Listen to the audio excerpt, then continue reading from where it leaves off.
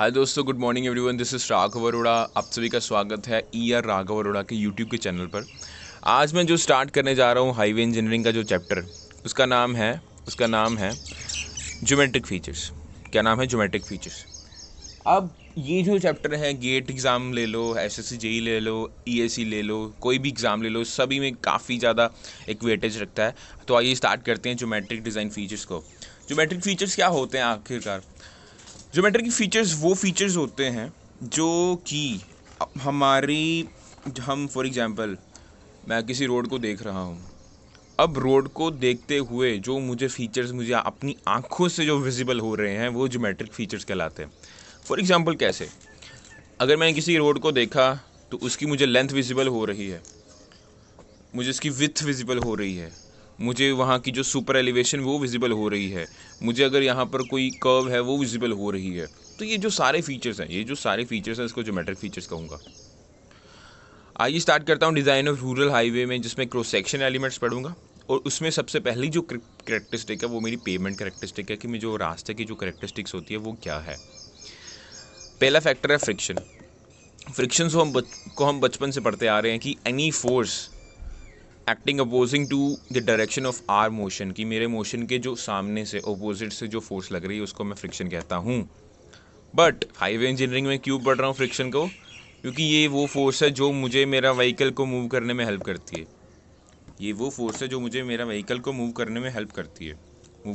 करती है।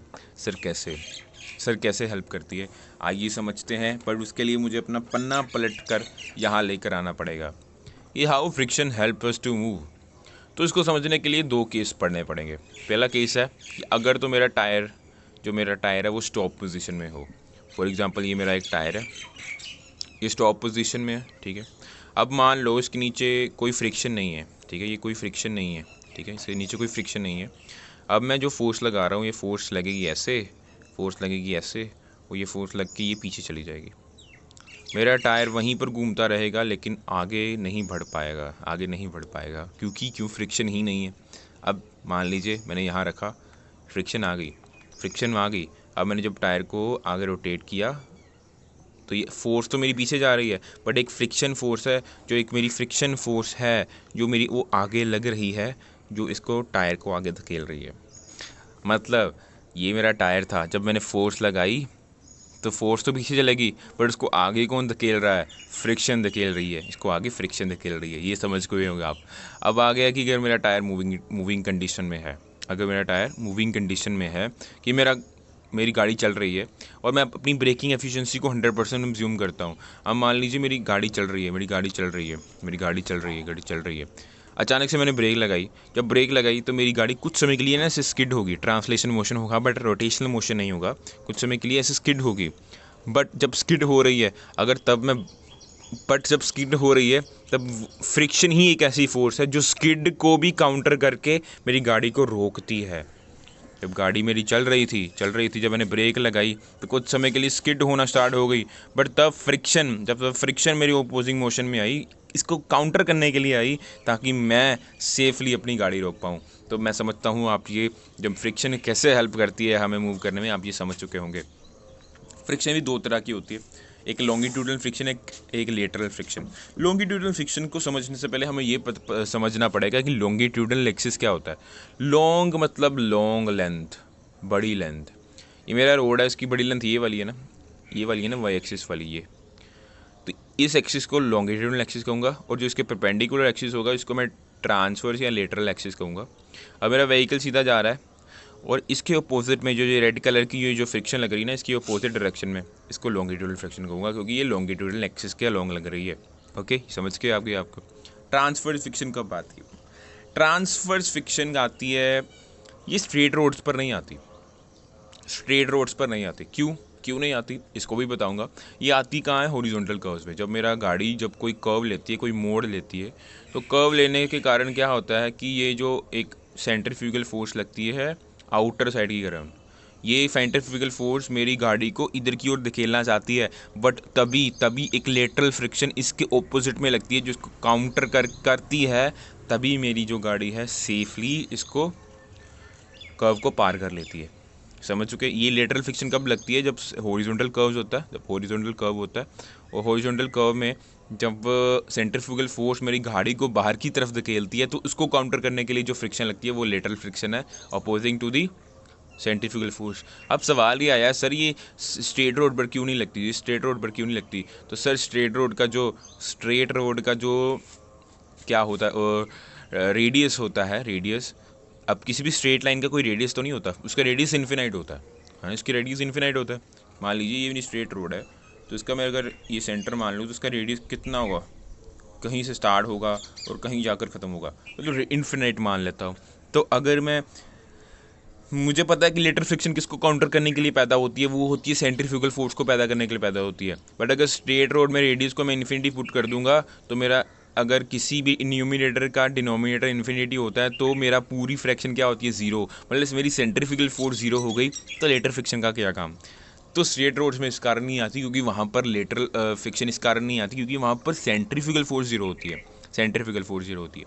अब कुछ न्यूमेरिकल वैल्यू की बात कर लेते हैं कि लेटर लॉन्गिट्यूडनल फ्रिक्शन की जो कॉफिशिएंट है उसकी वैल्यू किस में लाई करती है, तो 0.35 से लेकर 0.40, ये याद रखने की वाली चीज़ है। और लेटरल फ्रिक्शन की वैल्यू क्या आती है? 0.15। आगे बात करते हैं, आगे थोड़ा फ्रिक्शन के बारे में और थोड़ी सी और स्टडी करवाऊंगा आपको भी। अब फ्रिक्शन के दो केस, पहले तो ये कॉफिशिएंट ऑफ फ्रिक्शन जैसे अभी पढ़ाया, तो ये अगर 0.35 है तो कितनी स्पीड होनी चाहिए, ये थोड़ा सा एक चार्ट है, ये ESC में कभी कभार पूछ लिया जाता है, आप इसको नोट कर लीजिए, इसको नोट कर लीजिए। अब कि दो केसेस के बारे में पढ़ेंगे फ्रिक्शन के बारे में, कि अगर तो मेरा टायर पूरा घिसा हुआ है, पूरा ख़राब है, घिसा हुआ है, पुराना हो चुका है, तो क्या फ्रिक्शन आएगी? तो उसको समझने के लिए दो केसेस को पढ़ना पड़ता है कि एक बार तो पेमेंट मेरा ड्राई हो और एक बार तो पेमेंट मेरा वेट हो। अगर मेरा टायर पूरा घिसा हुआ है, तो क्या होगा कि वर्न आउट टायर्स में क्या होता है कि उसका एरिया ऑफ कॉन्टैक्ट ज़्यादा हो जाता है, ड्राई पेमेंट के साथ। अगर एरिया ऑफ कॉन्टैक्ट ज़्यादा हो गया तो फ्रिक्शन ज़्यादा ही होगी। बट यहीं जो मेरा नया टायर होता है उसमें एरिया ऑफ कॉन्टैक्ट ज़्यादा नहीं होता क्योंकि उसमें ट्रेड्स होते हैं जो ये टायर्स के ये बने होते हैं ना, यहाँ 6 जो भी डिज़ाइन सा बना, ट्रेड उसको कहते हैं। तो जिसके कारण ये इसका एरिया ऑफ कॉन्टैक्ट कम होता है, इसके कारण फ्रिक्शन कम होता है। So this is less in new tyre. But यही अगर टायर वर्न आउट है, टायर घिसे हुए हैं बट पेमेंट वेट है, अगर गीला पेमेंट है, तो अगर तो वर्न आउट टायर है तो स्लिप के चांसेस ज़्यादा हो जाते हैं, स्किड के भी चांसेस ज़्यादा हो जाते हैं। बट अगर नया टायर है तो जैसे मैंने आपको बताया उसमें ट्रेड होते हैं, तो ट्रेड में क्या होता है, पानी जाकर घुस जाता है, उसका एरिया ऑफ कॉन्टैक्ट भी ज़्यादा हो जाता है और पानी का एक लुब्रिकेटिंग इफेक्ट होता है जिसके कारण फ्रिक्शन ज़्यादा हो जाती है। समझ चुके होंगे आप सभी इस बात को। आप पढ़ते हैं स्किड और स्लिप को। स्किड की एक छोटी सी डेफिनेशन है कि जब लॉन्गिट्यूडल डिस्टेंस ज़्यादा होगा सर्कमफ्रेंशियल डिस्टेंस के कारण। मेरा एक टायर चल रहा है, मान लीजिए बारिशों का मौसम है, टायर चल रहा है, मैंने ब्रेक लगा दी, मेरा टायर तो रुक चुका है। बट क्या हुआ, जब ब्रेक लगाई मेरा टायर तो रुक चुका है, बट टायर थोड़ा सा आगे की ओर घिसेगा, इसको मैं स्किड कहता हूँ। कि मेरा सर्कमफ्रेंशियल मूवमेंट तो रुक चुकी है बट लॉन्गिट्यूडल मूवमेंट अभी भी हो रही है, इसको मैं स्किड कहूँगा। स्किड को समझने के लिए थोड़ा सा, मान लीजिए मेरा एक टायर है, इसका रेडियस है R। अगर मैं इस टायर को काट दूंगा, इसका सर्कमफ्रेंस मुझे पता है 2πr होता है, अगर मैं इसको टायर को काट दूँ तो इसको बिछा दूँ तो ये कितना डिस्टेंस होता है 2πr, जो कि सर्कमफ्रेंस है। इसका मतलब ये है कि जब ये टायर एक पूरा रोटेशन घूम के पूरा अपना एक रोटेशन लेगा, अगर ये जो पॉइंट है जब पूरा घूम के एक सर्कल पार करके पूरा घूम के यहाँ पर आएगा तो ये कितना डिस्टेंस पूरा करेगा 2πr। बट जब ये घूम रहा था टायर, तब जब रुकना इसने यहाँ पर था, बट जब ब्रेक लगाई गई तो थोड़ी सी स्किड हो गई, ये x डिस्टेंस स्किड हो गई तो रुका यहाँ जाकर।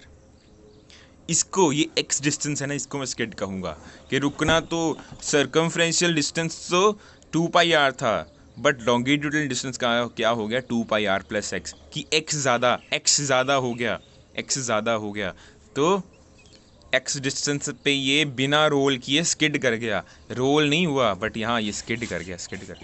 स्लिप के बारे में समझेंगे। स्लिप इसका वाइस वर्सा होता है कि इसमें सर्कमफ्रेंशियल डिस्टेंस ज़्यादा होता है लेकिन लॉन्गिट्यूडिनल डिस्टेंस कम होता है। कि जब ये घूम रहा था, मान लीजिए कभी कभार क्या होता है, चीकड़ वाली जगह होती है, कीचड़ वाली जगह, जब मड मड होता है कि हम टायर को घुमाते रहते हैं, वो टायर आगे जाता ही नहीं। टायर आगे, मैं उसको घुमा रहा हूँ, नीचे चीकड़ है, घुमा रहा हूँ, बट आगे तो जा ही नहीं रहा यार, आगे जा नहीं रहा, कोई फ्रिक्शन की कमी है यार। तो स्लिप क्या होता है, सर्कमफ्रेंशियल तो चल रहा है, घूम तो रहा है, लेकिन आगे नहीं जा रहा। फॉर एग्जांपल अगर उसी टायर को लूँ, इसने घूम कर कितना डिस्टेंस पूरा करना था, 2πr, बट क्या हुआ कि कहीं बीच में ये मूवमेंट तो नहीं कर पाया, मगर रोल कर रहा था, जिसके कारण ये कितना डिस्टेंस पूरा कर पाया, 2πr - x। ये एक्स डिस्टेंस पूरा कर ही नहीं पाया क्योंकि बीच में कहीं रोल कर गया। तो इसको मैं क्या कहूँगा, स्लिप कहूँगा। आइए बात करते हैं लाइट रिफ्लेक्शन के बारे में। आप सभी ने रोड देखा होगा, तो रोड ऐसे होता है। अब ये कैसे होते हैं, इनके बारे में समझेंगे पहले। अब देखिए, इसको समझने से पहले आप देखा होगा रोड में वाइट कलर की एक स्ट्रिप्स होती हैं ऑल्टरनेट। इसका क्या कारण है यार, ये अल्टरनेट वाइट स्ट्रिप का क्या कारण है? इसको रोड डिलीनिएटर्स भी कहते हैं। इनका कारण है ये कि ये या इनगोइंग और आउट गोइंग जो ट्रैफिक होती है उसको डिवाइड कर लेती है, एक मैनेज कर लेती है, ठीक है, ये समझना था। अब क्या मेरा रोड पूरा काला होता है, काले रंग का होता है? अगर मेरा रोड पूरे काले रंग का हो जाए तो ये तो पुअर विजिबिलिटी देगा ना रात को तो मुझे कुछ दिखेगा नहीं, स्पेशली ऑन वेट सरफेस बहुत ही ख़राब विजिबिलिटी देगा। ये तो बात अच्छी नहीं है। अगर मेरा वो पूरा वाइट रोड हो तो ये तो पूरी रात, सुबह जब पूरी सनलाइट होगी तो आंखों में काफ़ी ग्लेयर पड़ेगी। तो मैं क्या करता हूँ, रोड को बनाने के लिए रोड को रखता हूँ तो ब्लैक, बट बीच में रोड डिलीनिएटर्स भी डाल देता हूँ। और बाउंड्री ये है ना, ये रेड दिखाई रेड है बट एक्चुअली ये वाइट बाउंड्री है, ये एक्चुअली वाइट बाउंड्री बना देता हूँ। वाइट बाउंड्री क्या करती है, रोड होता तो ब्लैक है बट वाइट बाउंड्री क्या रात को बता देती है कि ये मेरी रोड की बाउंड्री है, मुझे इससे तो बाहर नहीं जाना, यही समझना था बस। आगे बढ़ते हैं, पेमेंट अनइवननेस क्या होती है कि अनड्यूलेशंस होती है ना, जो मेरी ऊबड़ खाबड़ जगह रोड में वो कितनी प्रेजेंस है। तो ये कैलकुलेट किया जाता है बम्प इंडिकेटर से, या बम्प इंडिकेटर या बम्प इंटीग्रेटर से, कुछ ही बुक्स में लिखा हुआ है। ये गाड़ी होती है, गाड़ी के पीछे बम्प इंडिकेटर बांध दिया जाता है और ये एक ऊबड़ खाबड़ रोड पर से चलाया जाता है। और ये जो मैंने बनाया है, ये बम्प इंडिकेटर मुझे एक ग्राफ दे देता है कि अनड्यूलेशंस किस तरह है। और ये प्रोवाइड ग्राफ किस फॉर्म में अनइवन इंडेक्स के बारे में बताता है। इसका यूनिट होता है पर यूनिट लेंथ के रूप में दे देता है।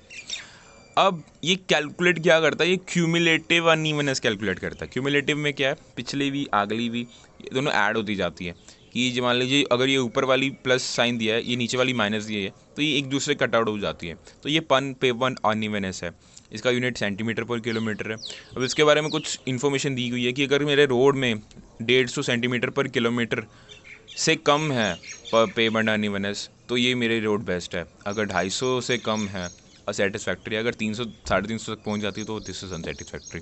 तो थैंक यू वेरी मच। आप hope you like my lecture over transportation engineering. अगर आप चाहते हैं मैं ऐसी वीडियोज़ और बनाऊँ तो कृपया लाइक कीजिए और कमेंट भी कीजिए मुझे, और कोई भी सजेशंस हो वो भी बताइए। Thank you.